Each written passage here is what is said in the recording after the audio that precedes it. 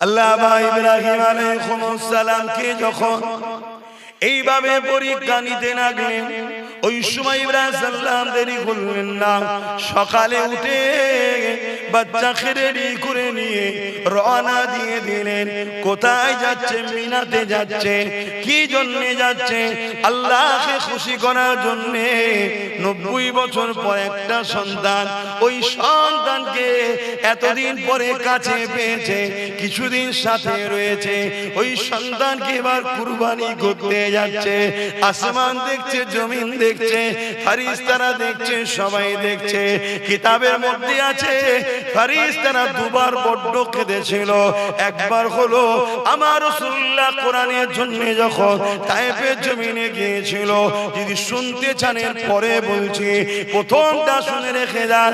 প্রথমবার হলো ইব্রাহিম আলাইহিস সালাম যখন বিসমিল্লাহ বলে ধারালো তরোয়াল নিয়ে চাঁদের থেকেও সুন্দর ওই ফুটফুটে বাচ্চাটাকে আল্লাহর প্রেমে জবাই করতে শুরু করেছে। এই দৃশ্য দেখে ফেরেশতা কুলেরা বড় কেঁদেছিলেন। এ যুবকেরা তরোয়াল চালিয়েছে, বিসমিল্লাহ আল্লাহু আকবার। তরোয়াল কি আল্লাহ জানিয়ে দিল, আমার ইসমাইলের গলায় তুই চলবি না। ধারালো তরোয়াল, এত ধার ছিল। পাথরে আঘাত যখন দিয়েছে, পাথরটা দুটুকরো হয়েছে। তরোয়াল ইসমাইল সাল্লামের গলায় চলেনি। আল্লাহর হুকুম ছাড়া গাছের পাতা লড়তে পারে? তরোয়ালের ক্ষমতা আছে নাকি? এই ঈমান আছে তোমাদের নাকি? এটাই তো ঈমান, একেই তো বলা হয় মুসলমান।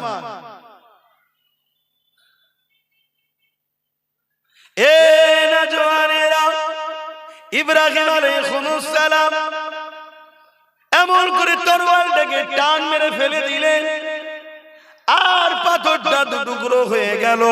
ইসমাইল আলাইহিস সালাম বলতে লেগেছে, আব্বা জান, একটুখানি যেন ময়া আমার জন্য আপনার হৃদয়ে না এসে যায়, কারণ এটা আল্লাহ পাকের বড় পরীক্ষা হচ্ছে। বাচ্চাও কেমন দেখেন, আল্লাহ যখন আমাকে চেয়েছে আমি নিজেকে কুরবানিও হতে চাই। আমি তো মূল কথাটা বলতে লেগেছে। ওই সময় ইসমাইল সাল্লাম বলতে লেগেছে, আব্বা আপনার হাত কি কেঁপে যাচ্ছে? না বাবা, হাত কাঁপে না। এক কাজ করেন, চোখে কাপড়টা বেঁধে নেন, তাহলে ময়া হবে না। বাচ্চার উপরে কোনো মুখের দিকে তাকাতে গিয়ে ময়া না লেগে যায়। চোখে কাপড়টা বেঁধে নিয়ে বিসমিল্লাহে আল্লাহু আকবার বলে তরবারিটা যখনই চালিয়েছে, আমরাও যখন গ্রামে কুরবানি করি, পশু জবাই করি, দেখবেন এমন করে ফিসকিরিতে রক্ত বাহির হয়, একটা আওয়াজও হয়, হাতে খুন ভরে যায়। ইব্রাহিম আলাইহিস সালাম বুঝতে পেরে গেছে জবাই হয়ে গেছে, রক্ত হাতে লেগে গেছে, আওয়াজ হয়ে গেছে। আর এমন করে আসমানের দিকে মুখটা তুলে চোখের পট্টিখানা খুলে জবান দিয়ে বলতে লেগেছে, আল্লাহ, আমি ইব্রাহিমের দিলে আমার বাচ্চা থেকে আপনার প্রেম অনেক বেশি রয়েছে। আরো জোরে বলুন সুবহান।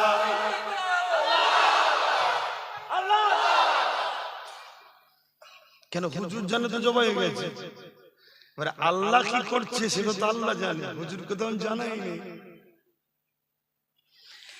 এ নওজওয়ানেরা, হুজুর যখন জমিনের দিকে তাকিয়েছে, দেখতে লেগেছেন জমিনে আমার বাচ্চা দাঁড়িয়ে রয়েছে, আর একটা দুম্বা কুরবানি হয়ে গেছে। আল্লাহ পাক সাল্লাম বলতে লাগলেন, আল্লাহ পাক আমার কুরবানি কি পছন্দ হলো না? আল্লাহ আওয়াজ দিয়ে দিলে, এ আমার নবী ইব্রাহিম, তোমাকে আমি পরীক্ষা নিয়েছিলাম, ওই পরীক্ষায় তুমি কামিয়াবি হয়ে গেছো। আজ থেকে আমি আল্লাহ তোমার লকাব দিয়ে দিলাম, তুমি শুধু ইব্রাহিম নয়, তুমি ইব্রাহিম খলিলুল্লাহ। আজ থেকে তুমি, আমি আল্লাহ, আমার বন্ধু হয়ে গেলে। আরো জোরে বলুন সুবহান। আল্লাহ আমাদের পরীক্ষা নেবে না, নেবে না? সেই পরীক্ষায় আমরা কামিয়াব হতে পারবো তো?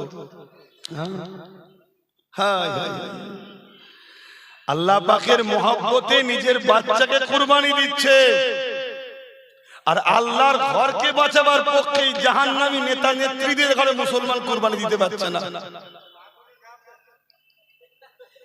তাহলে ভাবুন এরা কত ধ্বংসের দিকে। ভাবুন কি গো, আপনারা পারবেন তো নাকি? আল্লাহর ঘরের যারা দুশমন হবে, মাদ্রাসা দুশমন যারা, কবরস্থানে দেয়া খানকা ওয়াকাফের দুশমন যারা, আল্লাহর খুশির জন্য তাদের থেকে মুখ ঘুরিয়ে নিতে কারা পারবেন? হাত তুলে সাক্ষী দেন।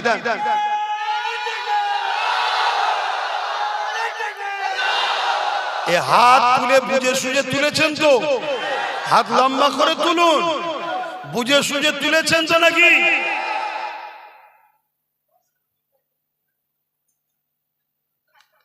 এটা আমার দায়িত্ব আছে না? না কেন? মসজিদ যে ভাঙে আর তাকে যদি কেউ সাপোর্ট করে, উভয় ইসলামের দুশমন, জাহান্নামী।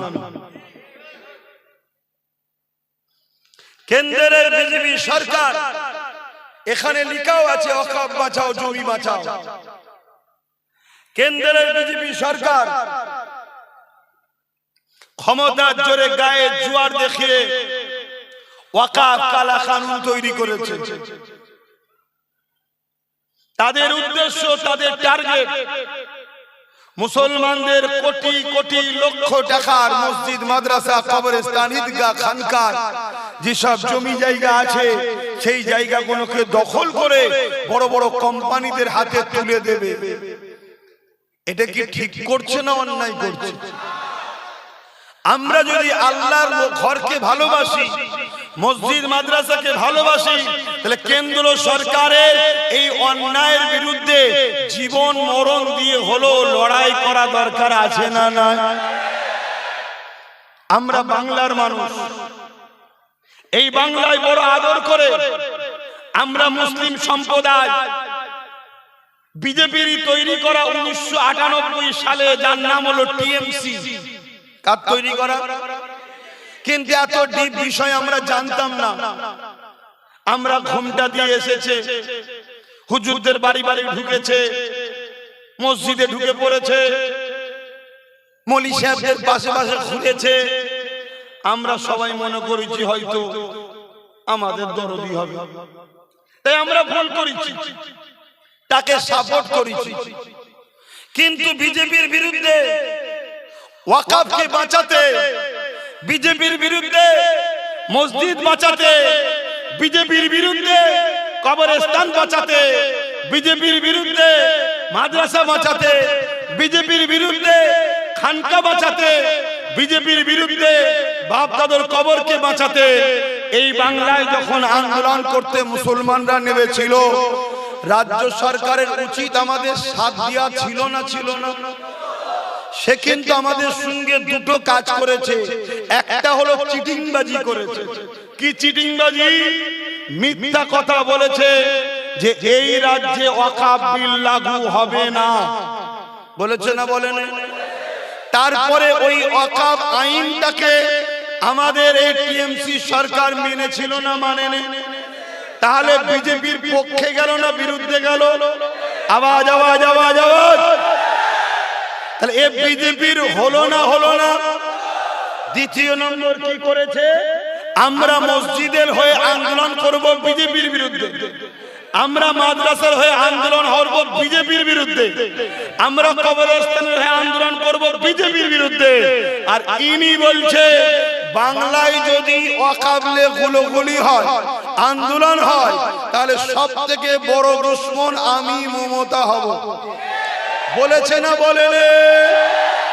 তাহলে এ মসজিদের হয়ে কথা বলবে যে তার দুশমন হবে, মাদ্রাসার হয়ে কথা বলবে যে তার দুশমন হবে, বিজেপির বিরুদ্ধে আন্দোলন করবে যে তার দুশমন হবে, ওয়াকফের পক্ষে আন্দোলন করবে যে তার দুশমন হবে, মাদ্রাসা মুক্ত কবরস্থান হয়ে আন্দোলন করবে যে তার দুশমন হবে। সময় যখন এসেছে এ দুশমনের কপালে ঝাঁটা মারা দরকার আছে না? না। এটা বলে দিয়া কি খারাপ হয়ে গেল নাকি? কি গো আব্বা জান, আমাদের আব্বাকে নিউজ করতে সুযোগ এসেছে না? প্রমাণ দিতে হবে মসজিদের পক্ষে, প্রমাণ দিতে হবে কবরস্থানের পক্ষে, প্রমাণ দিতে হবে আমি মাদ্রাসার পক্ষে, দিতে হবে না? দেবেন কিভাবে? টিএমসি কে ভোট দিত নাকি বিজেপি কে ভোট দিয়ে? আচ্ছা, অনেকে মাঝে মাঝে আমার একটু পাড়াই পাড়াই ছড়াই শুনতে পাই কানে কানে যে আব্বাস সিদ্দিকী টিএমসির বিরুদ্ধে বেশি বলে, বিজেপির বিরুদ্ধে কম বলে। আপনাদের এলাকায় ছড়িয়েছিলাম তারা কেউ?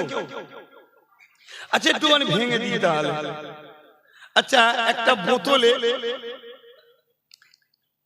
20 লিখা আছে এবং 20 আছেন আপনি জানেন। আপনার হাতে বোতলটা দিলাম, আপনি খাবেন? কেন খাবেন না? আপনি জানেন 20 আছে এবং দেখাও যাচ্ছে গায়ের লেভেল লিখা আছে। আচ্ছা, অপর দিকে আর এক গ্লাস পানি দিলাম, তাতে চিনি টিনি দিয়ে রুয়াবজা দিয়ে ভালো শরবত করে দিলাম, কিন্তু তার মধ্যে বিষ দিয়ে রেখেছি, সেটা আপনি জানেন না। আপনাকে দিলে খাবেন না? খাবেন না কেন? না জেনে। অতএব বিজেপি হলো ওই প্রকাশ্য বিষ টাইপের, আর মমতা হলো শরবত টাইপের। একে দেখতে রুয়াবজাওয়ালা শরবত ঘুমটা দিয়ে এসেছিল, কিন্তু আজকে বুঝতে পার চোরের সর্বনাশ, এর মধ্যে তো বিষ মেকানো আছে। কথা বুঝে আসছে না? না আর কেন বাবা মলি সাহেবের পিছনে লেগেছিস বাবা? কি করবে? না করলে টিকিটটা কেটে নেবে। একটু শখ যেচ্ছে জিতবো, আগে পিছু পুলিশ গাড়ি থাকবে, একটু কাই কাই কাই কাই কাই করে আওয়াজ হবে, তারপরে এলাকার প্রমোটিং এর টাকা ঝাড়বো, জমির টাকা। শখ গেছে বাবা, কেন ডিস্টার্ব করছিস?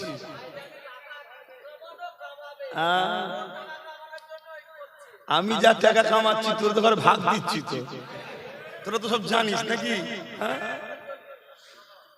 তো শুনছেন ভাই, আমি কি বলছি শুনছেন? কেউ যদি ব্যক্তিগত হারাম খেয়ে জাহান্নামে যেতে চায়, আমি তার বিরুদ্ধে অতটা ক্যাসেট খুলবো না। এক কথাই বলবো, বাবা হারাম খাসনি জাহান্নামে চলে যাবি, শুধরালো শুধরালো, না শুধরালো না শুধরালো। কিন্তু আমার মসজিদ মাদ্রাসা কবরস্থানের বিরুদ্ধে কেউ গেলে তাকে ধুপার মতো কাপড় কাঁচা কেচে ফেলবে। কথা বুঝে আসছে না? না আপনারা আমার সাথে আছেন তো? ঠিক বলছেন তো নাকি? হ্যাঁ, আর না মমতার মতো সামনে একদম সুফি সাহেব, ভেতরে শয়তান। এই আছেন সাথে? হাত তুলে দেখেন আছেন তো নাকি? হাত লম্বা করে তোলে, লম্বা করে তুলে রাখেন। তুলেছেন? এবার দেখেন তো ডায়ে মায়ে কেউ তুলতে বাকি আছে? দেখেন দেখেন, আরে দেখবেন তো কেউ বাকি আছে?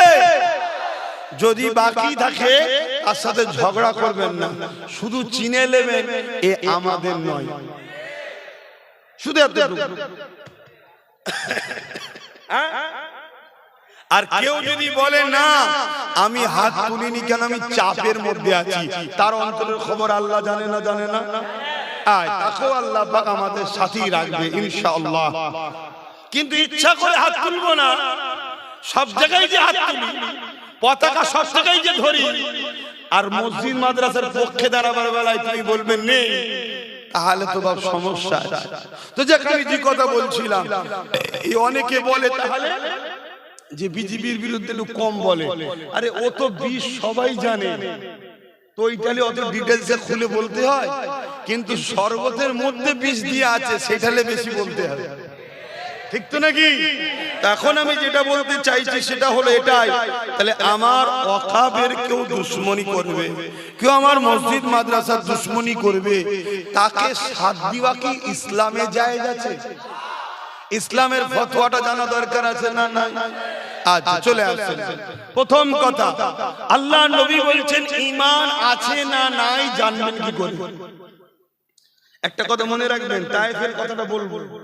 আমার রাসূলুল্লাহ কোরআনের জন্য মার খেয়েছিলেন, তখন ফেরেশতারা কেঁদেছিলেন, দ্বিতীয়বার দুবার ফেরেশতারা খুব কেঁদেছিলেন। একটা বললাম আর একটা বললাম, তার আগে এটা হয়ে যায় তারপর দিকে যাচ্ছি। অসুবিধা হচ্ছে? আল্লাহ রাসূল বলছেন ঈমান আছে না নাই বুঝবে কি করে? আমি নিজে থেকে বুঝবো কি করে আমার ঈমান আছে না নাই? আপনি বুঝবেন কি করে? যে যাত্রাটা বুঝতে লাগবে যে আমি সত্যি ঈমানদার আছি না নাই, আমার কথা খেয়ে মন দিয়ে শুনবে। মুখ আমার কথা রাসূলুল্লাহ। যদি কবরকে ভয় করেন, আখিরাতকে বিশ্বাস করেন, জান্নাত জাহান্নাম আছে বিশ্বাস করেন, দূরে কাছে যেখানেই আছে একটু শখ করে ভালো তারে শোনো, দল করার শখ মিটে যাবে কবরে ঢুকলে। মন দিয়ে শোনো, নেবে কি না নেবে পরের কথা। আল্লাহ নবী বলছেন যার মধ্যে অন্যায় দেখার পর তিনটের মধ্যে যে কোনো একটা বৈশিষ্ট্য পাওয়া যাবে তার মধ্যে ঈমান আছে। আর এই তিনটের মধ্যে কোনো বৈশিষ্ট্য যার মধ্যে পাওয়া যাবে না তার মধ্যে ঈমান নাই। অন্যায় দেখার পর আল্লাহ রাসূল বলছেন হাত দিয়ে রুখবে।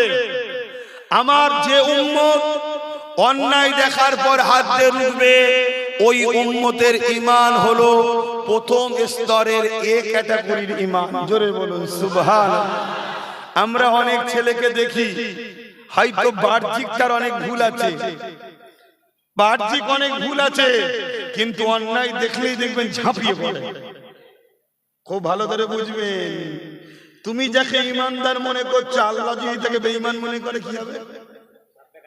আর তুমি যাকে বেঈমান মনে করছো আর আল্লাহ যদি তাকে ঈমানদার মনে করে, শোনো মন দিয়ে, হাদিসের সঙ্গে না মিলে বড় দাড়ি বড় টুপি নিয়ে কিছু হবে না। রবীন্দ্রনাথ ঠাকুরের গোলজামা দেখেছো? দেখেছেন না? দেখেন রবীন্দ্রনাথ ঠাকুরের দাড়ি দেখেছো? টুপিটা লাগিয়ে তার হাজি রুমাল দিয়ে দিলে বড় আল্লাহর ওলির মতো লাগবে। ওটা দেখলে হবে না, আগে দেখতে হবে ঈমান আছে কিনা। তা ঈমান আছে না নাই? অন্যায় দেখলে তিনটের মধ্যে যে কোনো একটা বৈশিষ্ট্য যেন ওর মধ্যে পাওয়া যায়। নাম্বার 1, অন্যায় দেখেছে হাত দিয়ে রুখবে। যদি হাতে রুখতে না পারে মুখ দিয়ে প্রতিবাদ করবে। যদি প্রতিবাদ করতে পারে জানবেন দ্বিতীয় স্তরের ঈমান। যদি মুখ দিয়ে প্রতিবাদও করতে না পারে অন্তর থেকে ঘৃণা করে দূরে সরে যাবে, কোনোভাবে সাপোর্ট নয়, সহযোগিতা নয়। যদি এইটা থাকে, হাত দিয়ে রুখতে পারে না, মুখ দিয়ে প্রতিবাদও করতে পারলো না, কিন্তু অন্তর থেকে ঘৃণা করে দূরে সরে গেছে, রাসূল বলছেন তার মধ্যে ঈমান আছে কিন্তু খুবই দুর্বল। ঈমানের শেষ স্তর এটা। মুসলিম শরীফের হাদিস, বুখারীর পরে যে কিতাব। কিন্তু আমরা কি দেখছি? পীরজাদা সাহেব, মুফতি সাহেব, মৌলানা সাহেব, হাজি সাহেব, নামাজি সাহেব, বক্তা সাহেব, ইমাম সাহেব অন্যায় দেখার পরে হাত দিয়ে রুখা তো দূরের কথা, মুখ দিয়ে প্রতিবাদ তো দূরের কথা, অন্তর থেকে ঘৃণা করে দূরে যাওয়া তো দূরের কথা, তাদেরকে অন্যায় করার জন্য শক্তিশালী করার চেষ্টা করছে না করে রে। তাই রাসূলুল্লাহ বললেন আখরি জামানায় আসমানের নিচে জমিনের উপরে সবথেকে নিকৃষ্ট হবে একদল উলামারা। কাদের কথা বলেছে? ক্যান্সার পরা দাড়ি চাচা উলামাদের কথা বলেছে। আর সবথেকে আগে জান্নাতে যাবে কারা? আর সবথেকে আগে জাহান্নামে যাবে কারা? তাহলে উলামা ধরতে হবে জাহান্নামী না জান্নাতি? যে জান্নাতি উলামা হবে সে জাহান্নামীর পক্ষে থাকে। কথা মাথায় ঢুকছে তো নাকি? তাহলে আজকে বলুন, কেন্দ্রের বিজেপি সরকার এই যে ওয়াকফ কালা কানুন করেছে, অন্যায় না নাই? তাহলে উম্মতের মধ্যে ঈমান আছে না নাই প্রমাণ পাবেন কি করে? হাত দিয়ে প্রতিবাদ রুখবে, নাই মুখ দিয়ে প্রতিবাদ, নাই অন্তর থেকে ঘৃণা করে দূরে সরে যাবে। আজ তা না করে বিজেপিকে গিয়ে সুইচ টেপে, এই সেই উম্মতের ঈমান আছে? দ্বিতীয় কথা, বিজেপির এই কালা কানুনকে রাজ্য সরকার মেনেছে না মানে? তাহলে এখানেও আমার ঈমান আছে না নাই? হাত দিয়ে রুখতে হবে। যদি হাত দিয়ে রুখতে না পারো, টিএমসির বিরুদ্ধে মুখ দিয়ে প্রতিবাদ করতে হবে। তা না করতে পারো, অন্তর থেকে দূরে ঘৃণা করে সরে যেতে হবে। তা না করে তুমি টিএমসি সুইচ টিপছো, ঈমান আছে? আওয়াজ দিয়ে বলো, ঈমান আছে? এটা আমার জাতিকে জানানো দরকার আছে না না? এখন কিছু ভাই বলবে আব্বাস সিদ্দিকী বিরুদ্ধে কথা আছে না না? আমি প্রশ্ন করব, তুই আমার বিরুদ্ধে বলছিস কেন ভাই? না তুমি টিএমসির বিরুদ্ধে বলো কেন? ও তাই নাকি? তুই টিএমসি কে ভালোবাসিস বলছিস? হ্যাঁ, তো তুই যদি টিএমসি কে ভালোবাসিস মন দিয়ে বুঝবেন, আর আমি টিএমসির বিরোধী করাতে তুই যদি আমার বিরোধী বলতে পারিস, তাহলে যে টিএমসি আমার মসজিদ মাদ্রাসা ওয়াকফের দুশমনি করেছে, আমি তো এগুলোকে ভালোবাসি, আমি তার বিরুদ্ধে বলবো না কেন? কত মাথায় ঢুকছে না? তাহলে তুই লড়াই করলি মসজিদ মাদ্রাসা কবরস্থান ঈদগাহ দুশমনের জন্য, আর আমি লড়াই করছি আল্লাহ আল্লাহ রসুলের ঘর মসজিদ মাদ্রাসার জন্য। এই লড়াই করার অধিকার আছে না না? এই লড়াই আপনারা আমার সাথে থাকবেন? হাত তুলে সাক্ষী দেন, আবার লম্বা করে হাত তুলে সাক্ষী দেন, লড়াই থাকবে। জেল খাটতে হবে, বাপ মার খেতে হতে পারে। কেন? ফেরাউনের হাতে পাওয়ার ছিল, নমরুদের হাতে ছিল, সাদ্দাতের হাতে ছিল, আজকেও ফেরাউনদের হাতেই রয়েছে। আমাদের পরীক্ষা আল্লাহ নেবে। বেলাল হুজুর মার খেয়েছে, সাহাবারা মার খেয়েছে, আপনারা মার খেতে পারবে? কিন্তু আল্লাহ সুযোগ তো দিচ্ছে, চ্যাটাইটা উল্টে দাও না।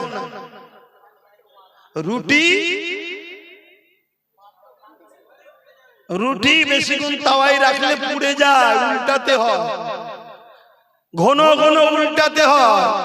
তার সামনে তো দিন আছে, এবং তোমাদের এলাকার খবর তো খুব ভালো। এমনি উল্টে গেছে, না হয় ব্যাগ নিয়ে বেরিয়েছে, আলু পটল কেনার মতো মানুষ কিনতে বেরিয়েছে। কেন রে? 15 বছর কি করলি তাহলে কিনতে হচ্ছে?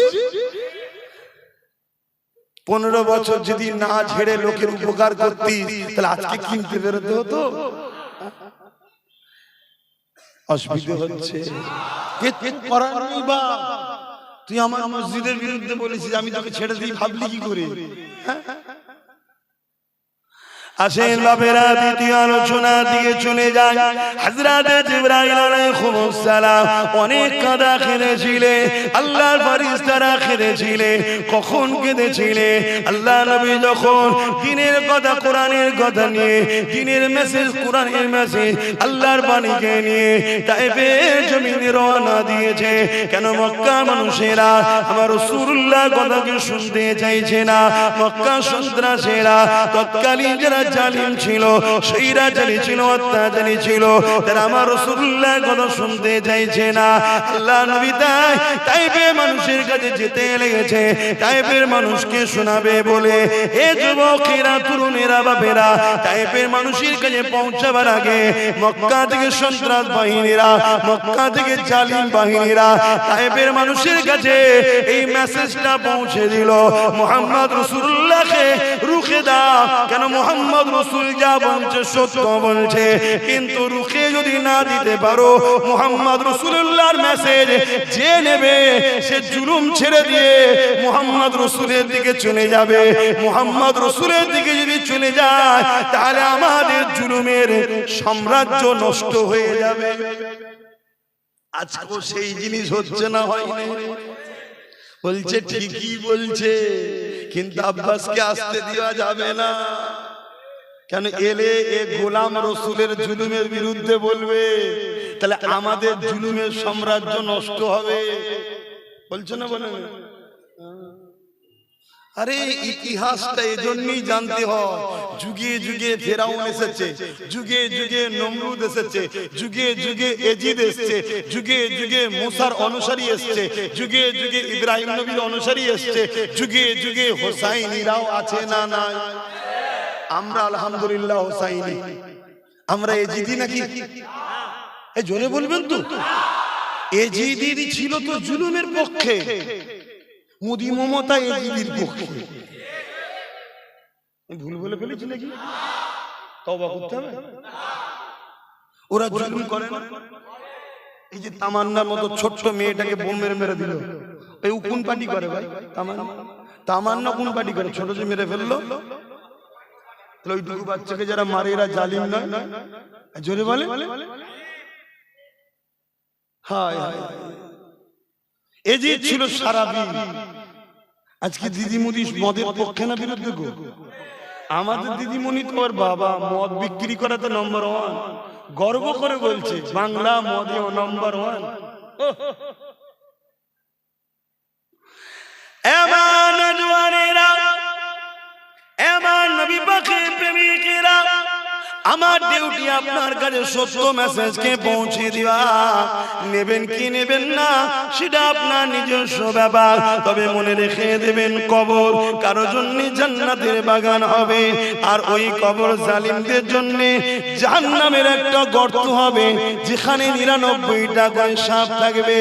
এত দুর্দিন এদের পড়ে গেছে, মানুষকে ধরে ধরে কবরের স্থানে নিয়ে যাচ্ছে, বলছে দিয়াল ছুঁয়ে বল আমায় ভোট দিবি।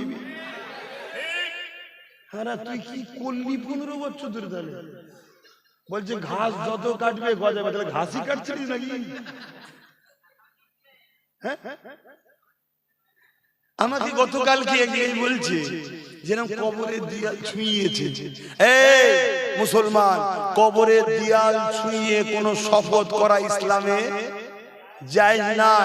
যদি কেউ বিশ্বাস করে লাই কুফরি করার জন্য ঈমান চলে যাবে। একমাত্র ইসলামের শপথ আল্লাহর কসম দিয়ে হয়। কথা বুঝে আসছে?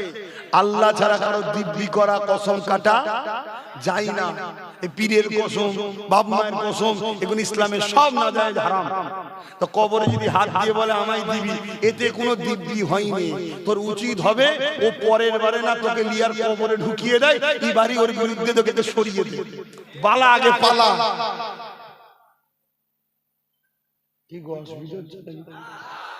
কি ধরেছে এরা?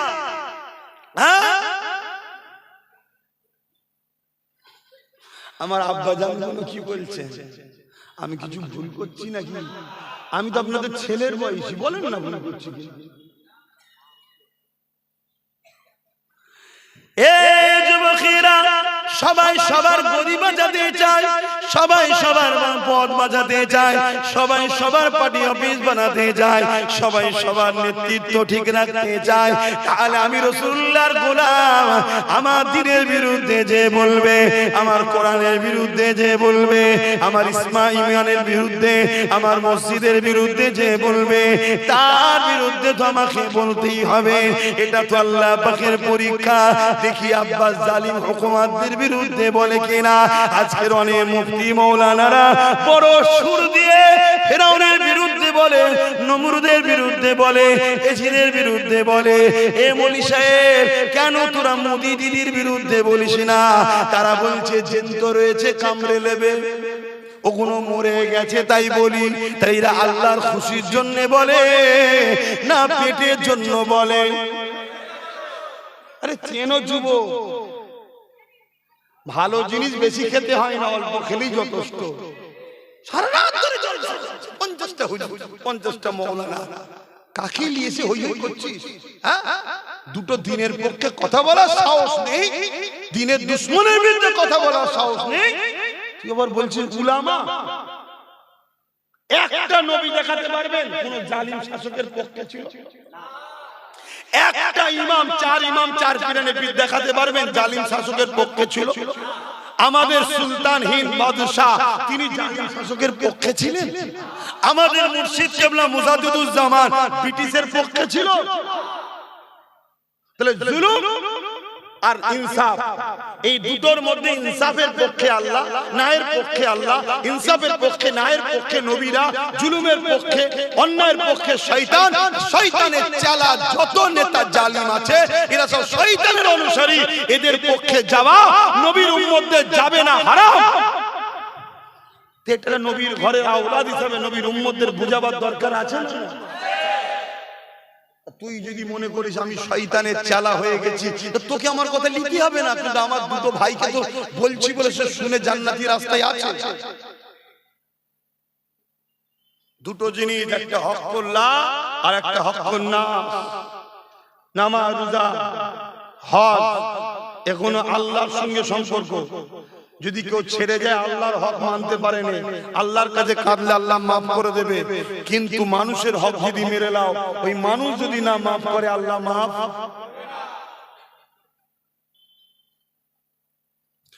এমন জওয়ানেরা, তরুণেরা, আল্লাহ নবী, নূহ নবী, দয়া নবী তায়েফের জমিনে যাচ্ছেন এই কোরআনের বাণী পৌঁছাবে বলে।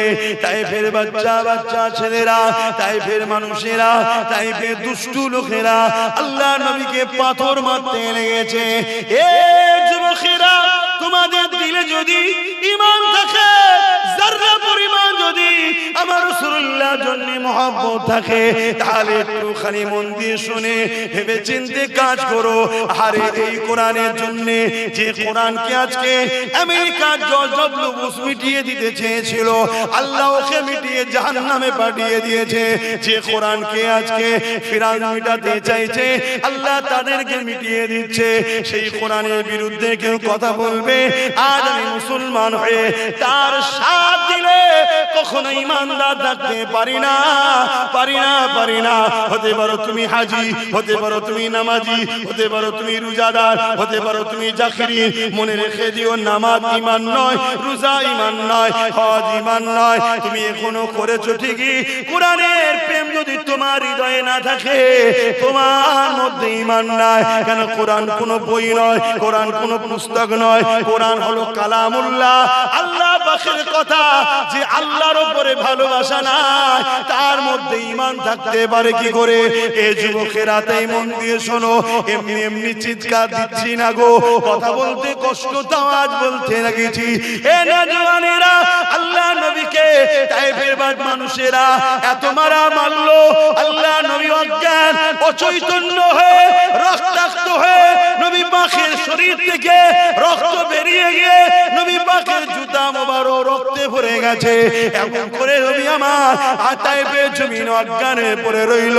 এ উম্মতে মুহাম্মাদি, দুনিয়া তোমাদেরকে মিটাতে চাইছে, দুনিয়া তোমাদের ঘরে আল্লাহ নবীর থেকে সরাতে চাইছে।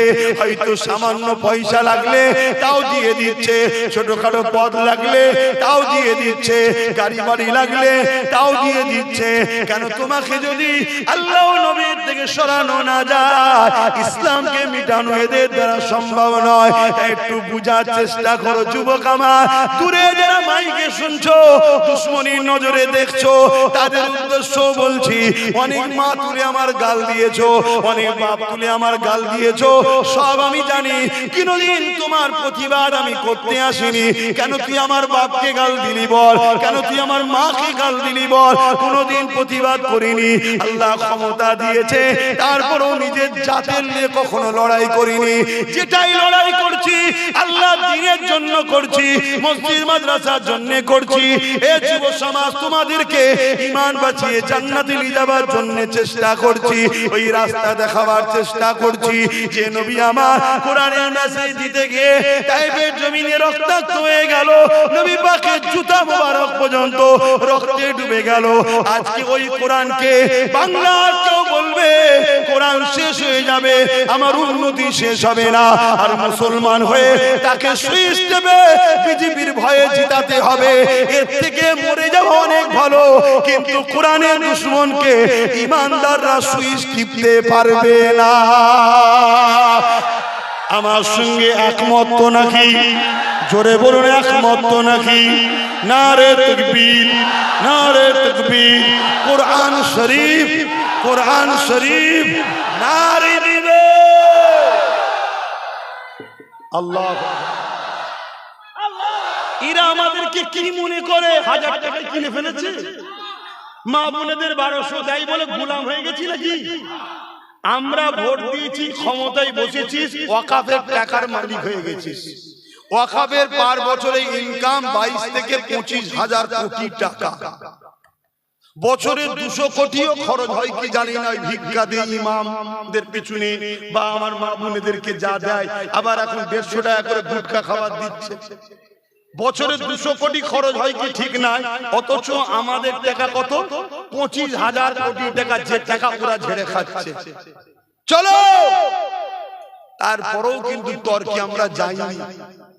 কিন্তু আজকে তোরা ক্ষমতার জোরে টাকা লিলি, চাকরি লিলি, আমাদের পজিশন লিলি, আমার ছেলেদেরকে মিথ্যা কেস দিলি, আমাদের পড়াশোনাকে শেষ করে দিলি, সব লিলি।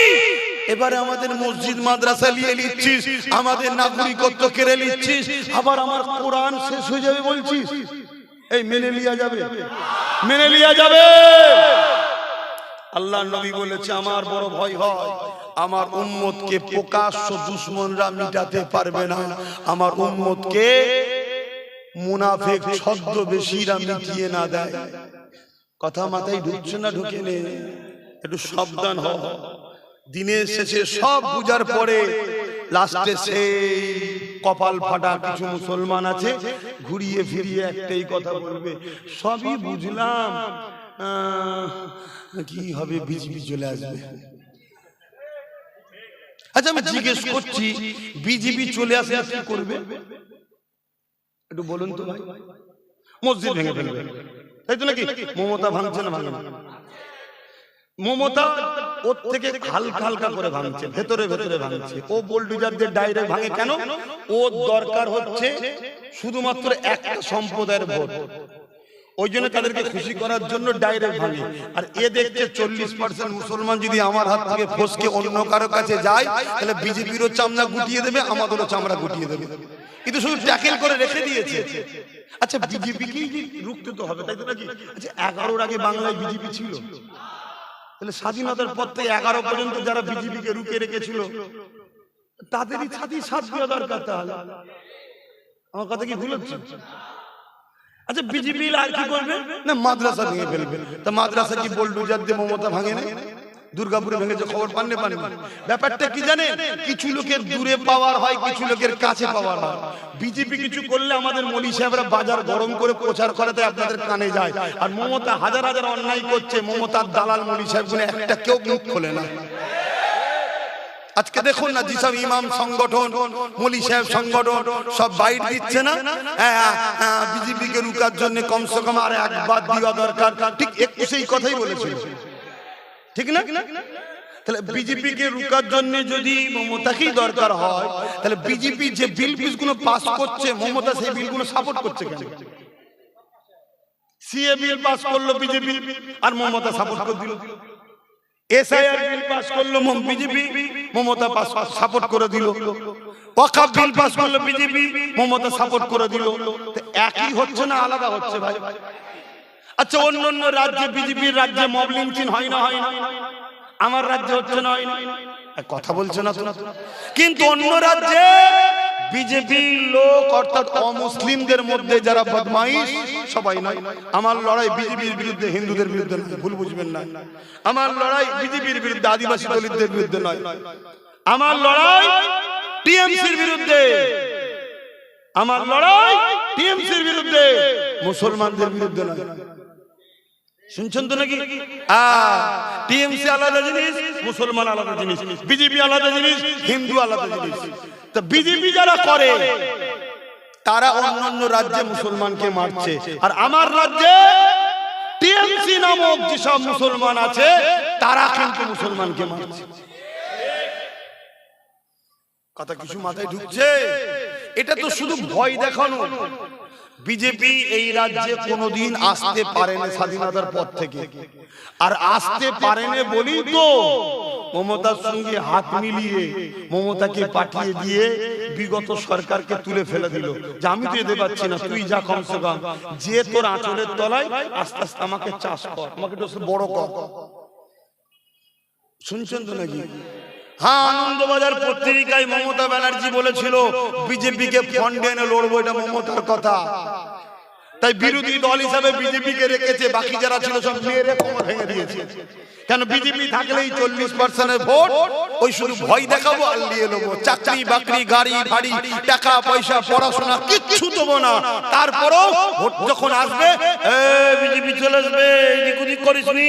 আর এরা বিজেপির ভয়ে আমি পচা খাবার হলেও আমাকে বাধ্য হয়ে খাবে। এই ভয় যতক্ষণ না তোমরা ভাঙাবে ততক্ষণ বিজেপি তো আসবে না, কিন্তু তোমরা ভোট ব্যাংক হয়ে গোলাম হয়ে থাকবে। কথা মাথায় ঢুকছে? খুব ভালো করে বোঝো, আল্লাহ আমাদের ঘরে নুন করেছে, নুন। আমরা যারা চলবে না আর বেশি হলেও চলবে না, কিন্তু তেজপাতা হয়ে বসে আছে বলে সব ইউজ করছে আর ফেলে দিচ্ছে, ইউজ করছে ফেলে দিচ্ছে। তাই খুব ঠান্ডা মাথায় অঙ্ক করো, জনগণের সভাগুলো দেখো, বিভিন্ন পার্টির প্রোগ্রামগুলো দেখো, দেখো দেগঙ্গাতে নওশাদের জিতার চান্স আছে কিনা নাই, দেখবে সব তোর দিকে। এই জায়গায় যদি বাকি যে কোনো ইদিক উদিক আছে যারা বিজেপি করে ভয় খেয়ে আছে, সবাই যদি চলে আসে এখানে, বিজেপি আর বেরোতে পারবে? ঠিক তেমনই আশপাশে কোন জায়গায় দেখা যাচ্ছে কোন একটা প্রোগ্রাম হচ্ছে, কোন একটা দলের, বিজেপি ছাড়া বাকি যে দল আছে সবাই তো বিশাল ভিড় হচ্ছে, যার যাকে ভিড় হচ্ছে, বাকি সবাই যদি তার সাথে চলে যায়, ওখানে কি বিজেপি আর বেরোবে? এসব বেরোনো ফেরোনোর ব্যাপার নয়। 130টা সিট আছে 294-এর মধ্যে। রাজনীতির কথা বলছি, শুনছেন তো? হ্যাঁ, কেন আমার কম রাজনীতি সচেতন নয়, তাই কমকে রাজনীতি সচেতন করাচ্ছি। কেন করাচ্ছি? গত দুদিন আগে দিল্লিতে 3টে বিল পাস হচ্ছিল, খবর আছে কি? কারা কারা খবর রাখো একটু হাত তুলে দেখো, কার কাছ থেকে শুনেছো?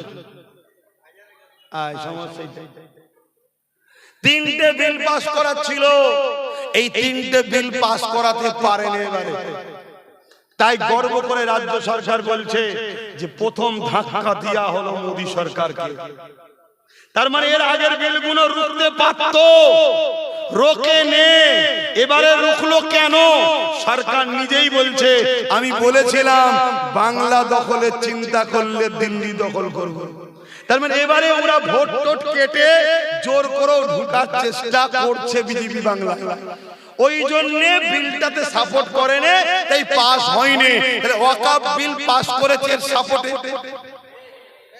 এসআর বিল সাপোর্ট পাস হয়েছে সাপোর্টে, সিএ বিল পাস হয়েছে সাপোর্টে, কৃষক বিল পাস হয়েছে সাপোর্টে। শুনছো তো নাকি? নাকি আজকে রুকলি, সেদিন রুকলিনি কেন? কেন সেদিন তোর সঙ্গে সেটিং ছিল বাংলা আমার, দিল্লি তোমার। আজকে ওরা এসে বাংলা দখল করার জন্য একদম তো টাকলা এসে বসে আছে, জানো? খবর রাখো, উঠে পড়ে লেগেছে। এক একটা বিধানসভা থেকে 20,000, 25,000, 30,000 করে মুসলমানের নাম কেটে বাদ দিয়ে দিয়েছে। তাহলে বলো, যে 30,000 মুসলমান ভোট না দিতে পারে তাহলে কি করবে? রুখবে কি করে? এখনো চান্স আছে, যদি 15-20টা যদি 2021-এ পেয়ে যেত নওশাদ, তাহলে কি এইভাবে জুলুমটা এসআইআর করতে পারত? খুব ভালো তারে বুঝো। তাই রাজনীতি সচেতন করছি তোমাদেরকে, একজন ধর্মগুরু হিসাবে, ধর্মগুরু ঘরের ছেলে হিসাবে, আমার ভালোবাসার বাপ মা ভাই বোন, আমাদের মান্যওয়ালাদেরকে সচেতন করছি।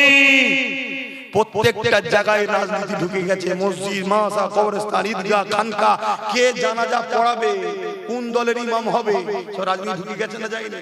আর এই জায়গায় যদি আমার কম হাঁ করে বসে থাকে, তাহলে কম মরবে না মরবে না? এই কমকে বাঁচাবার জন্য কমের পক্ষ থেকে যখন আমি প্রচার করি, আমাকে যখন মানে, আমার বুঝাবার দায়িত্ব আছে না না? তাই বুঝাচ্ছি। এবারে যদি বলেন আপনি জলসাই করছেন কেন? আরে হুজুরের জলসা ছাড়া অন্য জায়গা আছে কোথা বুঝাবার? তো হুজুরের কাজ তো জলসা থেকেই বুঝাবে। ইসলামে যখন হারাম বলে না, তো তোমার মাথায় বাজ করছে কেন? তার মানে তোমার গায়ে লাগছে না? কেন গায়ে লাগছে? যাদের থেকে করে খাও, ঝেড়ে খাও, তাদের যদি চলে যায় তুমি করে ঝেড়ে খেতে পাবে। হারাম খাওয়ার জন্য তুমি যদি ইসলামের বিরোধী হতে পারো, তা আমি জান্নাত যাওয়ার জন্য ইসলামের পক্ষে থাকবো না? থাকবো না? হ্যাঁ, বাপের আমার, এই অনেক কথা বলে ফেলছি তো, আপনাদের অসুবিধা হচ্ছে।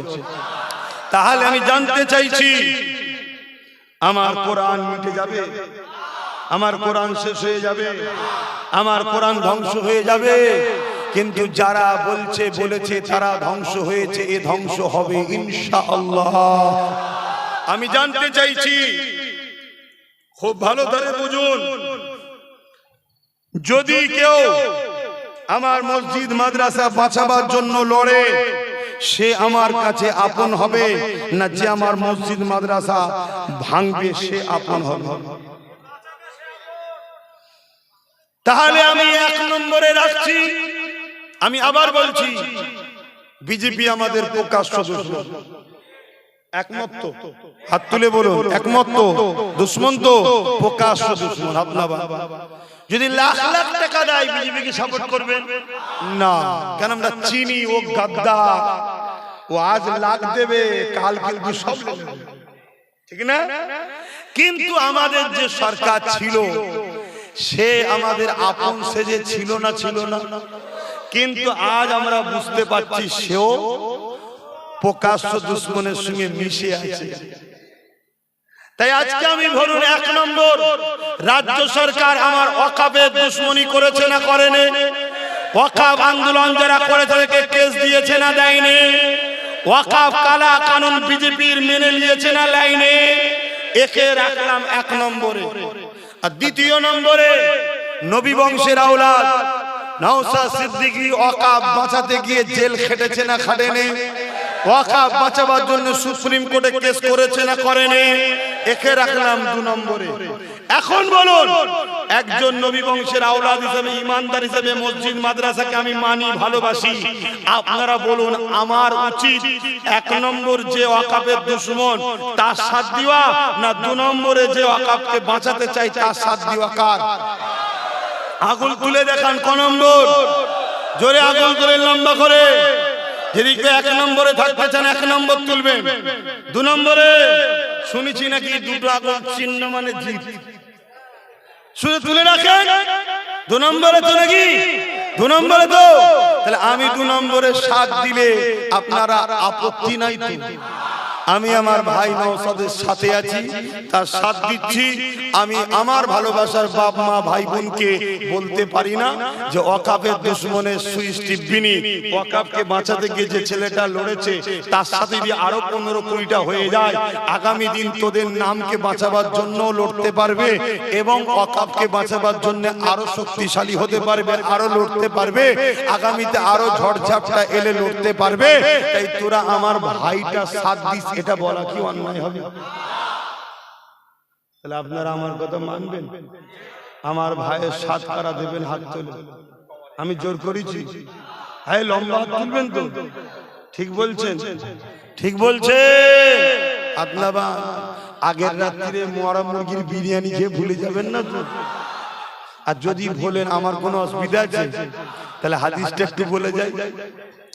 আল্লাহ নবী জানালেন, কোন মুসলমান যদি, শুনছেন এ যুবকেরা, মিশকাত শরীফের হাদিস, আল্লাহ নবী জানিয়ে দিলেন কোন মুসলমান যদি জালিম অন্যায় অত্যাচারীকে জেনে যে জালিম অত্যাচারী জানার পরও কোন মুসলমান যদি তাকে শক্তিশালী করার জন্য সাথ দেয়, আমি রাসূলুল্লাহ জানিয়ে দিই ওই মুসলমানটা ইসলাম থেকে বেরিয়ে যাবে। যে ইসলাম থেকে বেরিয়ে যাবে তার নামাজ কাজে লাগবে না, তার রোজা কাজে লাগবে না, তার হজ কাজে লাগবে না, তার দান খায়রাত কাজে লাগবে না, তার রোজা কাজে লাগবে না, সে জাহান্নামে চলে যাবে। তাই সাবধান, সতর্ক করে যাচ্ছি। আজ যারা ইসলামের দুশমন, আজ যারা মসজিদ মাদ্রাসা ওয়াকফের দুশমন, এরা জালিম না, জালিম নয়, অত্যাচারী না, অত্যাচারী নয়। এদেরকে চিনার পরও কোন মুসলমান যদি এদেরকে শক্তিশালী করার জন্য এদেরকে ভোট দেয়, সাপোর্ট করে, এই মুসলমানটা ইসলাম থেকে বেরিয়ে যাবে। এই কথা কিন্তু অনেক আগে থেকে বলে আসছে। আজ একবার স্মরণ করিয়ে দিলাম, এ যুবকেরা, তরুণেরা, বাপেরা, হ্যাঁ দুনিয়াদারি করতে হবে, হ্যাঁ কারবার করতে হবে, হ্যাঁ ব্যবসা করতে হবে, হ্যাঁ সমাজনীতি, অর্থনীতি, ধর্মনীতি, রাজনীতি, পরিবার নীতি সবটা করতে হবে। কিন্তু ধর্ম করতে গিয়ে আল্লাহর বিরোধী যদি হয়ে যায়, ওই ধর্ম তোমার জন্য নয়। সংসার করতে গিয়ে আল্লাহ নবীর দুশমন যদি হয়ে যায়, ওই সংসার তোমার জন্য নয়। কারবার করতে গিয়ে যদি আল্লাহ নবীর দুশমনি করতে হয়, ওই কারবার তোমার জন্য নয়। ঠিক তেমনি রাজনীতি করতে গিয়ে যদি আল্লাহর ঘরকে ভাঙতে হবে, তাদেরকে শক্তিশালী করতে হয়, কোরআন মিটে যাবে বলবে, তাদেরকে শক্তি শক্তিশালী করতে হয়, ওই রাজনীতি তোমার আমার জন্য হারাম। তাই বিকল্প রাজনীতি তো করতে হবে, তার সঙ্গে করো যে তোমার কোরআনের পক্ষে কথা বলে, যে তোমার মসজিদ মাদ্রাসার পক্ষে কথা বলে। যদিও না পক্ষে কথা বলে, কমসে কম দুশ্মনীও যদি না করে, তার সঙ্গেও থাকা যাবে। কেন গণতান্ত্রিক দেশ সবাই রয়েছে, কিন্তু যে বিরোধী করবে সে মুসলমান হোক, পীরের বেটা হোক, তার সঙ্গে কোনোদিন রাজনীতি করা হালাল হবে না, হারাম হবে। এটা শিখাবো না? কিন্তু শিখাতে গেলেই তো অনেকের গায়ে লাগছে। গায়ে লাগছে বলে কি ইসলামের হয়ে বলা বন্ধ হয়ে যাবে? আরে ইসলামের হয়ে বলতে গিয়ে তো কোরআনের হয়ে বলতে গিয়ে আবু জেহেলের গায়েও লেগেছিল। সাহাবা হুজুররা বলা বন্ধ করে দিয়েছিল। ইসলামের হয়ে বলতে গিয়ে ওলিয়া উলিয়াদের যখন বলেছিল, তৎকালীন সময় জালিম অত্যাচারীদের গায়ে লেগেছিল। ওলিয়া উলিয়ারা বন্ধ করে দিয়েছে। হকের পক্ষে দাবি করবে, তোমার উপর তো জুলুম হবে, এটাই তো পরীক্ষা তোমার। হ্যাঁ, হঠাৎ করে কেউ বলবে সব থেকে বড় দুশ্মন হব, আন্দোলন বন্ধ করে ঘরে ঢুকে গেছিলে। এখন বুঝতে পারছি টিকিটটা সেটিং হয়েছিল। হ্যাঁ, তাহলে বলো, তোমার মতো মৌলী সাহেব যদি আমরা পাঠাই, তোমার মতো হুজুরকে যদি আমরা পাঠাই, এ কওমের কোন উপকার হবে মনে হয়? যে তার মসজিদের নয়, মাদ্রাসার নয়, কোরআনের নয়, সে মনে হয় তোমাদের হবে। তোমাদের দাম কি মসজিদ মাদ্রাসা কোরআনের থেকে বেশি? তাহলে যে মসজিদ মাদ্রাসা বিক্রি করে দিও, নিজের পজিশন ঠিক করতে চাইছে, সে যদি মুসলমানকে জবাই করতে হয় নিজের পজিশন ঠিক করার জন্য, করবে না? করবে। একটু ভেবে চিন্তে কাজ করো। এটা আমার দায়িত্ব ছিল। এখন আমি শেষ কথা বলবো। আমার উপরে কে কে দুঃখ পেলেন ভাই? একটু হাত তুলে দেখান না যে আমি দুঃখ পেয়েছি। না, দুঃখ যারা পেয়েছে। আচ্ছা, যদি কেউ দুঃখ ধরে সবাই পেয়ে গেল, তাহলে কি আমি মসজিদের হয়ে বলা ছেড়ে দেবো? কোরআনের বলা ছেড়ে দেবো? না বন্ধু, তোমাদেরকে ছাড়তে রাজি, আল্লাহ রসুল ছাড়তে রাজি নয়। শুনছো? তাহলে তোমরাও বলো, হুজুর যদি আল্লাহ রসুলের দুশমন হয়ে যায়, কোরআনের দুশমন হয়ে যায়, মসজিদের দুশমন হয়ে যায়, মুফতি যদি কোরআন রসুলের মসজিদের দুশমন হয়, তোমরা কোরআন রসুল মসজিদের পক্ষে থাকবে না, মুফতিকে ছাড়বে। মুফতিকে ছাড়তে হয় ছেড়ে দেবো, পীরজাদা ছাড়তে হয় ছেড়ে দেবো, আল্লাহর কোরআন নবীর দ্বীন আমরা ছাড়বো না। ঠিক না বেঠি? হাতের পাঁচটা গোল সমান নয়। আল্লাহ কারে দাদা পীরের অনেক আওলাদ আছে যারা আল্লাহর ওলি নবী দেখেছে, তাদের সঙ্গে থাকবে। ঠিক না বেঠি? হায় হায় হায়। একজন বলছে কি, আমাকে যদি জাহান্নামের টিকিট দেয় আমি জাহান্নামে কি দাঁড়াবো? আর একজন বলছে আমি আগুনে যে সামনে দেবো। মানে জাহান্নাম তো আগুন, সেই কাতারই চলে গেল। এগুলো সব সোহবতের দোষ রে বাপ। খারাপ লোকের সঙ্গে অনেক দিন ধরে মিশেছে, ওই জন্য ডাইরেক্ট জাহান্নাম বলেছে। এ সবে গু খেতে শুরু করেছে, তো ওই জাহান্নামটা না বলে শুধু আগুন বলেছে। এ যদি আরো কিছুদিন থাকে, ও জাহান্নাম বলে ফেলবে। তাই একে বাঁচাবার সব থেকে উত্তম পন্থা কি জানেন? একে হারিয়ে দিবে। ই হেরে গেলে দেখবেন ওকে আর দাম দিচ্ছে না। কথা বুঝছেন না? বুঝলেন না? হ্যাঁ। আর এই মৌলানা সাহেব ওই যে ডেকে, ওরও যারা ভালোবাসার লোক আছেন, যদি বাঁচাতে চান সবাই মিলে ওকে হারিয়ে দেন আগে। হারিয়ে দিলে দেখবেন আর পাত্তা দেবে না।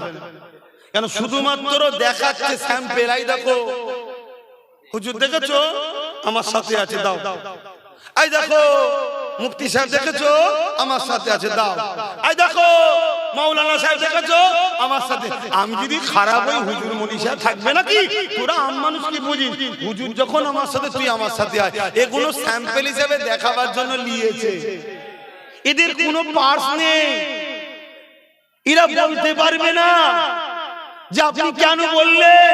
মসজিদে ইমামরা সাম্প্রদায়িক কথা বলে, এটা আপনি বলা ভুল করেছেন। এই ভোটের সময় গরমে গরমে বলে, আগে বললে না হয় তবু লোককে বুঝিয়ে দিতাম, হয়ে গেছে। এই কিছুদিন আগে বলবো না, একটা কেউ মুখ খুলেছে যেটা ভুল বলছে, বলতে পারবে না। কেন? এদের বলার অধিকার নেই। এদেরকে প্রথম লোক দিয়ে না ঘুষ লিয়ায়, ঘুষ বোঝেন, টাকা। ধরুন একটা লোক আসবে, সে বলবে আমার ওই জায়গার জমিটা সমস্যা হয়েছে, ওটাকেও পাঠাবে, আর ওকে বলবে যে ঠিক আছে আপনার জমি ঠিক করে দেবো, 1 কোটি টাকা দাম, তো 20 লাখ টাকা আমাকে দেবেন। আর এই 20 লাখ টাকা যখন দেবে, আর একজন আবার ফটো তুলে রেখে দেবে। শুনছেন? পরে নিয়ে এসে আবার দেখা যায়, দেখ তুই 20 লাখ টাকা লিচিস না, আমি জানি, আমি তোকে লিয়েছি, কিন্তু ফটোটা তোলা আছে, যদি আমার কথা বলিস না তাহলে ফেসিয়ে দেবো। সালাম বলেছিলেন, আমার স্ত্রী হাজেরা, নবীরা কখনো আল্লাহর হুকুম ছাড়া অন্য কোনো কাজ করে না। আল্লাহ পাক হুকুম দিয়েছে আপনাকেও বাচ্চাকে এই জায়গায় রেখে যেতে হবে। আম্মা জান হাজেরা তিনি আল্লাহকে কত মহব্বত করে দেখে, আল্লাহর উপরে কত বিশ্বাস দেখে। আম্মা জান হাজেরা বলেছিলেন, আমার প্রাণের স্বামী, আল্লাহ যখন হুকুম দিয়েছে আপনাকে আমি আর রুকবো না, আপনি চলে যান, কেন আপনার থেকে অনেক বড় আমার গার্জিয়ান হলো আমার আল্লাহ। তাহলে শুধু আব্বার পরীক্ষা হলো না, আম্মা জানেরও পরীক্ষা আল্লাহ নিলেন। দেখি হাজেরা তার স্বামীর উপরে বেশি ভরসা করে না আমি আল্লাহ আমার উপরে ভরসা করে। কি প্রমাণ হলো? ওখানে সব পরীক্ষা। তোমার আমার চলার ক্ষেত্রে পরীক্ষা হবে, মাথাকে খাটিয়ে কাজ করতে হবে। সেই মাথা যদি খাটিয়ে কাজ করতে না পারেন, তাহলে ঠকে যেতে হবে, বিপদে পড়ে যেতে হবে। দুনিয়া তো ধ্বংস হবে, আখিরাত তো বরবাদ হয়ে যাবে। আমার নওজওয়ানেরা, তরুণেরা, আম্মা জান হাজেরা হুজুরকে রেখে দিয়ে আব্বা জান ইব্রাহিম আলাইহিস সালাম ঘরে ফিরে চলে আসলেন। 1 বছর কেটে গেল, এক বড় সন্তানের কাছে যায়নি, কেননা আল্লাহ পাক রেখে আসতে বলেছিলেন, হুকুম এখনো দেয়নি। এই জন্য 1 বছর কেটে যাওয়ার পর এখনো একবারও যায়নি। 1 বছর হয়ে যাওয়ার পর ভেবে দেখো, 90 বছর পর সন্তান, আবার চাঁদের থেকেও সুন্দর দেখতে, কারণ নবীদের সম্পর্ক হলো জান্নাতের সাথে। এ যুবকেরা, তরুণেরা, বাবেরা, আম্মা জান হাজেরার কাছে 1 বছর হয়ে গেল, আল্লাহ পাকের হুকুম হয়নি, যায়নি। আল্লাহ পাক হুকুম করে দিলেন, এই ইব্রাহিম, সন্তানের মায়া কি তোমার দিল থেকে চলে গেল? সন্তানের কথা কি মনে পড়ে না? আব্বা জান ইব্রাহিম সাল্লাম বলতে লেগেছে, আল্লাহ পাক সন্তানের কাছে তো অবশ্যই যাব, সন্তানের মায়া তো অন্তরে রয়েছে, তবে সন্তানের থেকে, স্ত্রী থেকে আপনাকে আমি বেশি ভালোবাসি। আপনি হুকুম করেন না, এজন্য আমি যাই।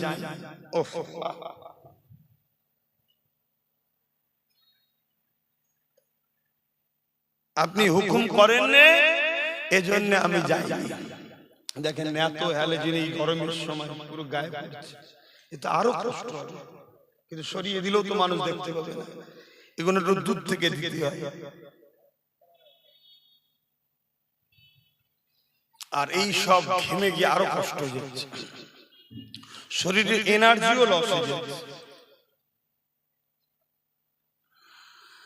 আল্লাহ পাক বললেন, দেখতে পাচ্ছেন তো?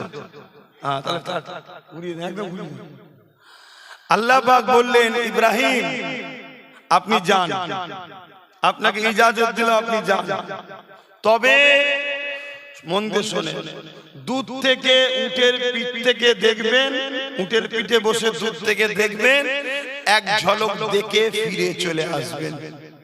এটা সম্পূর্ণ পরীক্ষা হচ্ছে, আর আমাদের জন্য শিক্ষা। দেখো আমার প্রেমিক যারা হয়, কেন যদি বাট কিন্তু জিজ্ঞেস করে না, আমার হুকুমেরই কথা শেষ কথা। জোরে বলুন সুবহানাল্লাহ।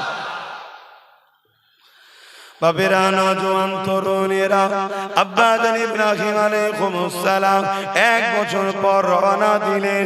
আল্লাহ পাকের হুকুমে যখন পৌঁছালেন আব্বা জান ইব্রাহিম আলাইহিস সালাম কি অবাক হয়ে গেলেন যে মক্কার জমিনে যে জায়গায় রেখে দিয়ে এসেছিলাম ওই জায়গায় না পানি ছিল না কোনো বসতি ঘরবাড়ি ছিল, কিন্তু 1 বছর পরে গিয়ে দেখছে ওই জায়গাতে কয়েকশো মানুষের বসতি হয়ে গেছে এবং পানির ফোয়ারা চলছে। আরো জোরে বলুন সুবহান। এ নওজোয়ানেরা কি করে কি ঘটনা ঘটলো ওটা একটু ব্যাখ্যে যাই বলি আপনাদেরকে। আম্মা জান হযরত হাজেরা হুজুরকে রেখে যখন আব্বা জান ইব্রাহিম আলাইহিস সালাম চলে আসলেন ওই সময় আম্মা জান হাজেরা হুজুরের কোলেতে ইসমাঈল আলাইহিস সালাম শুয়ে রয়েছে। হঠাৎ করে পানির পিপাসা লেগে গেল বাচ্চাকে। এই পানি কোথা পাবে? পানি পান করাবার জন্য আম্মা জান হাজেরা হুজুর বাচ্চা ইসমাঈলকে জমিনে শুইয়ে দিয়ে এমন করে পানির তালাশে খুঁজতে লেগেছে। সবই আপনারা জানেন। মেন পয়েন্টটা বলি, আল্লাহ পাকের নবী হযরত ইসমাঈল আলাইহিস সালাম বাচ্চা তখন জমিনে পা মারতে লেগেছে। দেখবেন আমাদেরও বাচ্চারা পা ছোঁড়াছুঁড়ি করে, ওই পা যখন জমিনে আঘাত দিয়েছে এটা তো নবীর কদম, তাই আল্লাহ পাক বলে দিয়েছে জমিন ফেটে যা, জমিন সরে গেছে ওই পায়ের কদম থেকে এমন করে পানি চশমা জারি হয়ে গেছে। আরো জোরে বলুন সুবহান।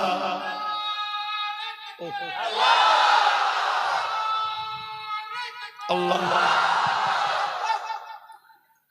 আম্মা জান হাজেরা হুজুর এসে দেখছেন বাচ্চার পায়ের গিরালি থেকে পানি উঠছে। তাড়াতাড়ি করে বাচ্চাকে কোলে নিয়েছে। যেই কোলে নিয়েছে এবার ওই পানি এলাকা দখল করছে, হু করে পাড় ভেঙে যাচ্ছে, বড় হয়ে যাচ্ছে। তখন আম্মা জান বললেন জমজম, তার মানে থাম থাম। সেই জন্য আমরা বলি জমজমের পানি। জোরে বলুন সুবহান। এবারে এই বসতিটা কোথা থেকে এলো পানিটা তো বুঝতে পারলাম। তখন মক্কা মদিনার জমিনে ওই একদল লোক গৃহপালিত পশুদেরকে যাযাবার হিসাবে এখানে ওখানে ঘুরে বেড়াতো। অসুবিধা হচ্ছে না তো ভাই? একটু সময় দেন, দুটো কথা বলি। এসেছি যখন তো বেশি সময় লোব না। তো এই গৃহপালিত পশু নিয়ে একটা কাফেলা, একটা গোত্র, তার সর্দার ছিল, সবাই মিলে ওই এক জায়গা থেকে আরেক জায়গা ঘুরে বেড়াতো। তো ওই কাফেলার পানি সংকট দেখা দিয়েছে। তো পানির খোঁজে বেরিয়েছে, দূর থেকে দেখছে পাখি উঠানামা করছে। জানবেন যেখানে পানি থাকে পাখি উঠানামা করবে। ওইটা দেখে ওই কাফেলা সর্দার ওই দিকে রওনা দিয়েছে। এসে দেখছে আম্মা জান হযরত হাজেরা ইসমাঈল হুজুরকে কোলে করে নিয়ে বসে রয়েছে।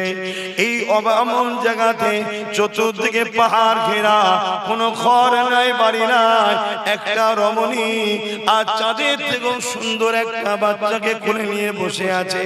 ওই কাফেলা সর্দার বুঝতে পেরে গেছে এখানে অলৌকিক কিছু রহস্য রয়েছে। তাই সে নিজে না গিয়ে এসে তিনি তিনার কন্যাকে বললেন, মা তুমি যাও ওই রমণীর কাছে গিয়ে বলো যে আমরা এই রকম পানির সংকটে পড়েছি, যদি তিনি অর্ডার দেন পানিটা তবে নেবে। অনেক বড় কথা। ওই কাফেলার সর্দারের কন্যা গিয়ে আম্মা জান হাজেরাকে এমন করে ইজাজত চাইলো, মা আমরা কি পানি নিতে পারি, আমরা বড় পিপাসায় রয়েছে। আম্মা জান হাজেরা ইজাজত দিলে পানি নিয়ে চলে আসলো। কাফেলার সর্দার যখনই এক ঢোক পানি পান করেছে তখনই কিন্তু সে বুঝতে পেরে গেছে এ পানি দুনিয়ার কোনো পানি নয়, এ পানিরও কোনো রহস্য রয়েছে। তাই ইজাজত আবার নিতে পাঠালে যে আমরা কিছুদিন এই জায়গাতে থাকতে চাই, যদি আম্মা ইজাজত দেয় এখানে তাবু গাড়বো, এখানে আমরা কিছুদিন থাকতে চাই। এই যে সিস্টেমটা হচ্ছে সবকিছু কার ইশারায় হচ্ছে? কেন আম্মা স্বামীর থেকে বেশি ভরসা আল্লাহর উপরে করেছে। এবারে আল্লাহ তার বান্দির হিফাজত নেবে না ছেড়ে দেবে? আই দেখেন। আর আমরা এখন আল্লাহর থেকে বেশি ভরসা বললেই তো খারাপ হয়ে যাবে। কি কত খারাপ লাগলো? সব বুঝতে পারছেন? এই জন্য দেখুন, যাদের উপরে ভরসা করছি তারাই আমাদের নাম কেটে কেটে বাদ দিয়ে দিচ্ছে। অন্য কেউ করে না, তারাই করেছে। আল্লাহ কেটে বাদ দিচ্ছে নাকি? না, হুজুর কেটে বাদ দিয়ে দিয়েছে। দেখুন তাদের হাতেই পাওয়া, তারা দুজনে মিলে হ্যালো দুজনে মিলে সেটিং করেছে। এখন আমার কিছু ভাই আবার এই কথা শুনে বলবে শুরু হয়ে গেল, তো শুরু হয়ে গেল। এখন কিছু শুরু হয়নি, একটু পরে শুরু হবে। এই তো সবে একটু ধরা, একটু পরে একটু বাবা মায়ের কথা একটু বলে নি। বাপ মা ছেলেরা বসে আছে, একটু বাপ মার কথা শুনি। এখন তোমার অনেকে নতুন মা তৈরি করে দিচ্ছে। পীরের ঘরের ছেলে গালে চুনকালি লাগা, হ্যাঁ, তোর বাপ দাদুর জুতোইরা বয়ে বেড়ায়, তোর বাপ দাদু তোর আব্বারও জুতোইরা এখনো বয়, ঠিক না বে ঠিক?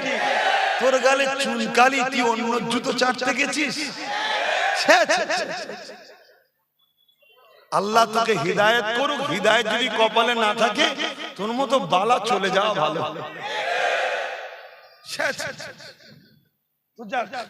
আল্লাহ হিদায়াত করুক। যদি কপালে না থাকে, আল্লাহ কাঁটা পরিষ্কার করে দিক। আমিন। আসেন বাপের আলোচনার দিকে যাই। আম্মা জান হাজেরা ইজাজত দিয়ে দিলেন, ওই কাফেলা ওখানে রয়ে গেল। এ নওজওয়ানেরা, ওই কাফেলা যখন ওখানে রয়ে গেল, কয়েকদিন যেতে না যেতে ওই কাফেলা যিনি সর্দার ছিলেন, তিনি তিনার কন্যাকে পাঠিয়ে আম্মা জান হাজেরা হুজুরের কাছে মেসেজ পাঠালেন যে আমার আব্বা জান চাই, এই গোত্রের তিনি সর্দার ছিলেন, তিনি সর্দার পদ থেকে ইস্তেফা দিতে চান। কেননা আপনার মতো নেক বক নারী যদি এই গোত্রের সর্দার হয়, তাহলে এই গোত্রের আরো রহমত বরকত পাবে।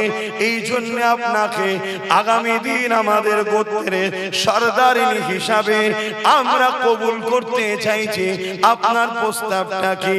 দেখুন আম্মা হাজেরা আল্লাহর উপরে ভরসা করে ওই নিরিবিলি পাহাড়ে খিরা নির্জন জায়গা, পানি নাই, রয়ে গেল, পানি পেয়ে গেল, সাথে হাজার হাজার লোককে পেয়ে গেল। আবার দেখেন ওই গোত্রের সর্দারিনীও আল্লাহ পাক হাজেরা হুজুরকে বানিয়ে দিলেন।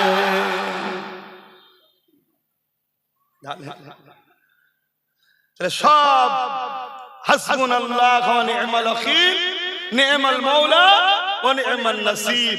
আল্লাহ কোরআনে বলছে যে আমার উপরে ভরসা রাখে, শুনছো আমার ভাইরা, যে আমার উপরে ভরসা রাখে আমি আল্লাহই তার জন্য যথেষ্ট। জোরে বলুন সুবহানাল্লাহ। তাই আমার ভাইদের বলবো, সংসার করতে হবে, কারবার করতে হবে, ব্যবসা করতে হবে, রাজনীতি করতে হবে, অর্থনীতি করতে হবে, সমাজনীতি করতে হবে। অনেক ভাইরা বলে আব্বাস সিদ্দিকী জলসায় রাজনীতির কথা বলে, আমি স্বীকার করছি, আমি বলি। কেন বলি? আমার ইসলামের রাজনীতির অধ্যায় আছে না? না।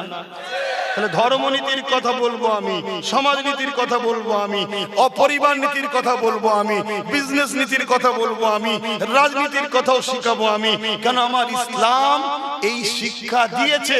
ইসলামে শুধু ধর্মনীতি নাই, ইসলামে সমাজনীতি আছে, পরিবার নীতি আছে, রাষ্ট্রনীতি আছে, এডুকেশন নীতি আছে, রাজনীতি আছে, বিজনেস নীতি আছে।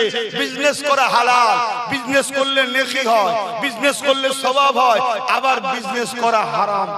তা কোনটা হালাল কোনটা হারাম শিখাবে কে? উলামারা না চাল চোরেরা? কথা বলছে না তো। বিজনেস করা কি চোরেরা শিখাবে?